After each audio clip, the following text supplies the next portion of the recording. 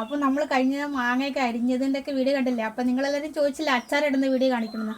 പക്ഷേ അച്ചാർ ഇടുന്ന വീഡിയോ എടുക്കാൻ പറ്റിയില്ല. പക്ഷെ ഇതാ അച്ചാറൊക്കെ സെറ്റായിട്ടുണ്ട്. അതാ നോക്ക്, കണ്ടാ. ഇനി നമുക്ക് ഈ ബൗളിലേക്ക് സെറ്റ് ചെയ്താലോ. ബൗൾ ഇതാ കഴുകി ഉണക്കി ഇതാക്കി പൊടിയൊക്കെ തട്ടി വെച്ചിരിക്കുന്നതാണ്. നമുക്ക് ഇതിൻ്റെ അകത്തോട്ട് ഇട്ട് വെച്ചാലോ. ഇച്ചിരി ചെറിയ സ്പൂൺ എടുക്കാം കേട്ടോ.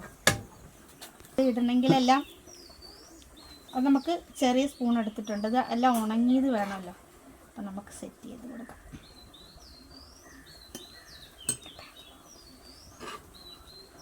ഇത്ര ദിവസം ഞാനിട്ട് ആ പാത്രത്തിൽ തന്നെ വെച്ചിട്ടുണ്ടായിരുന്നു. അപ്പോൾ 2 ദിവസമായെന്ന് തോന്നി ഇട്ടിട്ട് കേട്ടോ. അപ്പോൾ അതാ നമുക്കിത് ഇതിനകത്തോട്ട് ഇടാം. ഇതിന് ഏറ്റവും ടേസ്റ്റ് ഞാൻ കഴിഞ്ഞ ദിവസം പയറുകഞ്ഞി വെച്ചായിരുന്നു. പയറുകഞ്ഞിക്കകത്ത് ഇതിട്ട് കുടിച്ചു. പിന്നെ ഒരു കാര്യം, എനിക്കിപ്പം ട്രീറ്റ്മെൻറ്റൊക്കെ തുടങ്ങിയല്ലോ. അപ്പം എരിവും പുളിയൊക്കെ കുറയ്ക്കാൻ പറഞ്ഞിട്ടുണ്ട്. അതുകൊണ്ട് ഞാനിപ്പം അച്ചാറും ഇതൊക്കെ അങ്ങനെ കഴിക്കുന്നില്ല. നമുക്ക് നോക്കാം ട്രീറ്റ്മെൻറ്റ്.